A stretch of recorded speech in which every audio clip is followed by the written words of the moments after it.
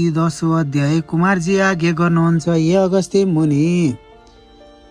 त्यहाँ उपरान्त चन्द्रावतीले गोमा रानी र आफ्ना पति नवराजलाई प्रणाम गरी नवराजले पनि सम्मान गर्दै बसाएर चन्द्रावतीलाई सोधे, हे स्त्री, मैले तिम्रो मुख नदेखेको आज यतिका वर्ष भइसक्यो। फेरि तिमीलाई ल्याउन भने डोलीहरू पठाएको थिएँ, ती डोलीहरू पनि आजसम्म फर्केर यहाँसम्म आएनन्। तिमीले पनि आउन धेरै विलम्ब गर्यौ। म राजा भएको तिमीले थाहा पायो कि पाएनौ? मैले पनि राज्य कार्यभारले तिमीलाई बिर्सिरहेको थिएँ। फेरि शाली नदीको तटमा आएर एक्लै बसेकी मलाई त लावण्य देशका प्रजाहरूले भनेर मात्र थाहा पाएँ। फेरि तिमी पनि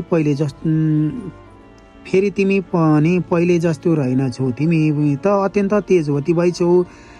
आफ्नो सबै वृत्तान्त सुनाऊ। यति आफ्ना स्वामी नवराज राजाले सोधेपछि प्रसन्न भएकी चन्द्रावतीले भनिन्, हे स्वामी, म माइतमा बसिरहेको थिएँ। हजुरले डोलीहरू पठाउनु भएछ।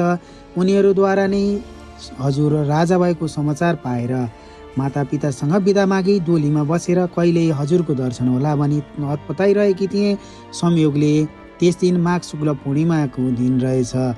यहाँ आउने बाटोमा एउटा ठुलो जङ्गल रहेछ। त्यहाँ स्वर्गबाट अप्सराहरू आए।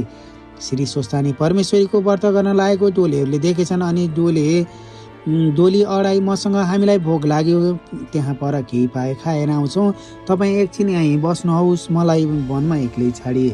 अप्सराहरूले व्रत गरेको स्थानमा गई उनीहरूको संस्कारमा पूजा गरेर प्रसाद लिएर आए। मलाई पनि उनीहरूले प्रसाद दिए।